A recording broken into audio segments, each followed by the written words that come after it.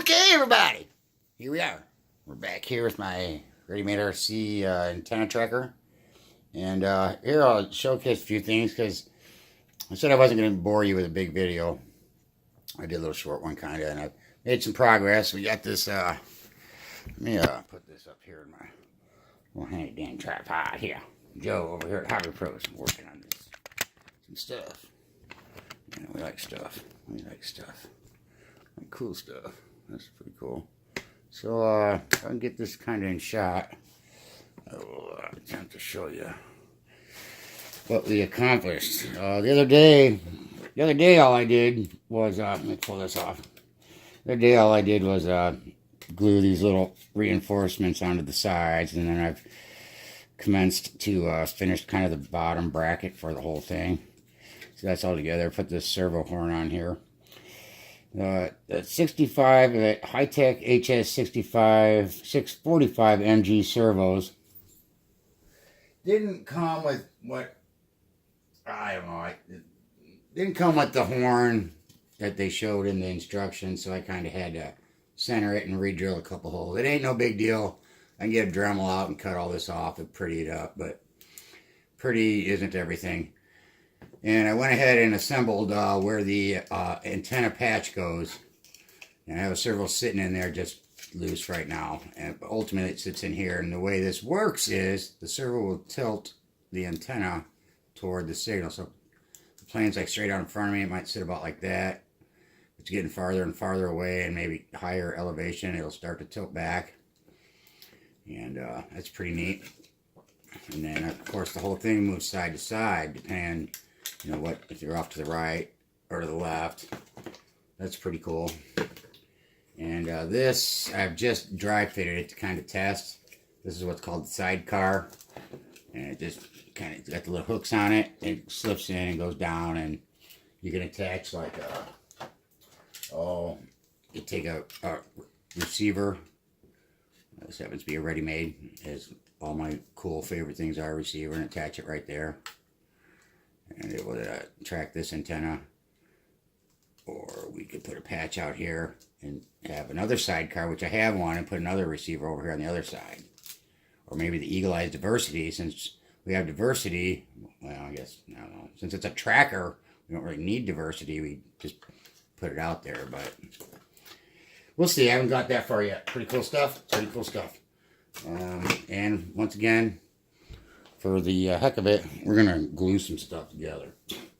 And this is part of the tripod mount. And the way this works is, just bear with me like 1 second, man.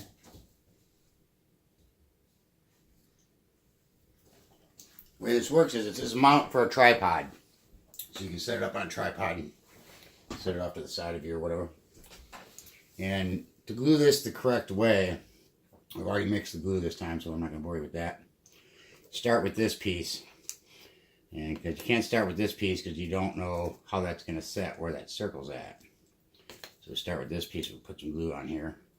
And I'm going to do my best to make this just a very thin layer of glue. And I'm going to kind of avoid the holes a little bit. There will be some oozing going on. And I don't want to really have to come back and re-drill the holes if I don't have to. So, put the glue on there. And it doesn't matter if it oozes into this big one, at least this piece. Once again, I'm using Bob Smith 15 minute. And we'll join this one to this one. And I'll just kind of let it sit there close. I'll probably end up with this crap on my fingers, but hey, what else is new? I'll spray out a little thin layer of glue here. Spray it around real quick. So, it does, it seriously just needs to be a thin layer. Thin layer is all it takes. We're going to sandwich this together under a little pressure. And I'll show you how to do that. And we're lining up the medium-sized hole. We got a small, large, and medium-sized hole. Line these up like that. And I think what I'm going to try and do is, I'm not sure, I guess I want to get it together as tight as I can. Wish I had something that fit just the right size down that medium-sized hole, but we'll just eyeball it. Worst case scenario, I would have to drill it out. But we also want to keep these bigger holes centered because there's a washer and a spacer and a couple things that go in there. And I'm going to end up with this all over my fingers, but I've got some little alcohol wipes, and that's what that's for. And actually, you could probably just let this sit like that. Maybe I'll put a little weight on it. I thought about using a clamp, but I'm afraid it's going to slide around too much, me trying to hold it and clamp it all at the same time. So we're going to go back and eyeball kind of the edges of this. And it's looking pretty. I guess we could go like this on a flat surface. On this side, a little bit. This side a little bit, just to be sure. I'm still using my saltine cracker wrapper since I don't have any wax paper. And I really think that we can get away with that. And maybe I'll just put a little weight on it. What do I got? That would be good. I'm trying to think. It probably didn't really take much. I got some DAP contact cement. I'm just afraid it's going to slide and I'm not going to be able to tell. So, I think I will go ahead with the clamp idea. And, doing this out of shot a little bit. I've got one of these little clamps, and we'll just give it a squeeze right here in the middle a little bit. It looks pretty well aligned as far as like the edges and stuff go. Just give it a little squeeze. Probably still move it around just a little bit. Make sure everything's centered. And it looks like it's pretty well centered. I actually built one of these trackers before. There's a few things that concerned me about it while I was building it. You know, little things I wasn't sure of, kind of like this, where I'm kind of playing around by hand, getting it to line up. And there was no issues when I was done with it. Everything worked and functioned absolutely properly.